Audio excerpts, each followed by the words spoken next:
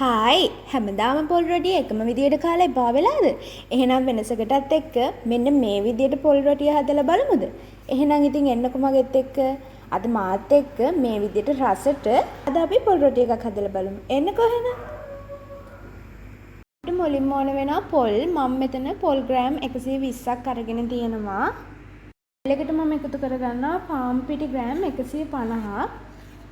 Butter මේසි හැන්දක් එකතු කරගන්නවා. ලුණු කුඩු තේ හැඳි භාගයකට එකතු කරගන්නවා. සේ චූටියට කපාගත්ත ලුණු ටික, චූටියට කපාගත්ත අමු මිරිස් චුට්ටකුත් එකතු කරගමු. ඊට පස්සේ ග්‍රේට් කරගත්ත කැරට් චුට්ටකුත් එකතු කරගන්නවා. ඊට පස්සේ මම චූටියට කපාගත්ත ලීක්ස් චුට්ටකුත් එකතු කරනවා. ඕගොල්ලෝ ළඟ තියෙනවා නම් ඔයාලට මුරුංගා කොළ ටිකක් වුණත් එකතු කරගන්න පුළුවන්. අපි මේක චුට්ටක් මේ විදිහට අතින් හොඳට කලවම් කරගමු.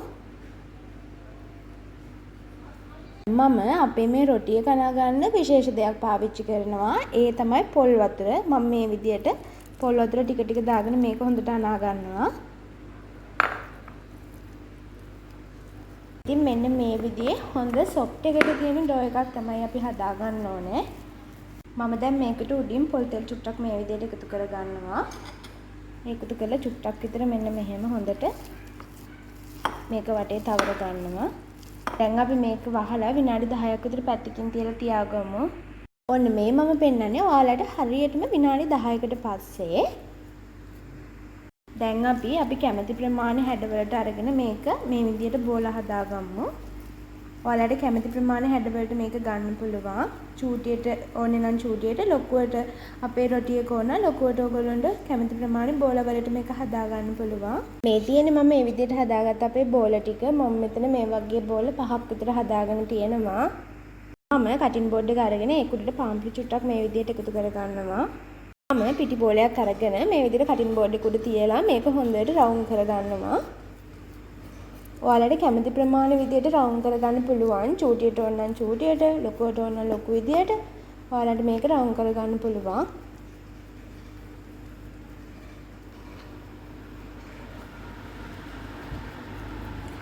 ඔන්න ඉතින් මම මෙන්න මේ විදියට තමයි රවුම් කරගන්නේ. අපි දැන් ඔක්කොම ටික මේ විදියට හදාගමු. අපි සාමාන්‍ය ගින්දරේ මේ විදියට පෑන් එකක් ලිපේ තියලා පෑන් එක රත් වෙගෙනදී අපි හදාගත්ත රොටි එක මේ විදියට දාගමු. ඔන්න දැන් අපේ රොටි එක තප්පර 45ක් විතර පිච්චුනාම ඇති. මෙන්න මේ විදියට අපි අනිත් පැත්ත හරව ගමු. ගොඩාක් කර ගන්න එපා. සාමාන්‍යයෙන් මේ විදියට පිච්චුනහම ඇති. ඔන්න ඉතින් දැන් අනිත් පැත්තත් හොඳට පිච්චිලා තියෙන්නේ. අපි දැන් මේක මේ විදියට ලිපෙන් අයින් කරගමු. දැන් මම අනිත් එකක් දාගන්නවා අපේ අනිත් පොල් රොටිය. අපි දැන් ඔක්කොම පොල් රොටි ටික ඒ විදියට හදාගමු. ඔන්න ඉතින් මේ තියෙන්නේ මම මේ විදියට හදාගත්ත අපේ පොල් රොටි ටික. පොල් ග්‍රෑම් 120න් සහ පාන් පිටි ග්‍රෑම් 150න් මම පොල් රොටි 5ක් හදාගෙන තියෙනවා. ඉතින් ඔයාලටත් මේක චූටි බබාලට උනත් දෙන්න පුළුවන්. හරිම ගුණයි. අනිවාර්යෙන්ම ඔයාලට දෙනවා නම් මුරුංගා කොළ ටිකක් එකතු කරලා දෙන්න.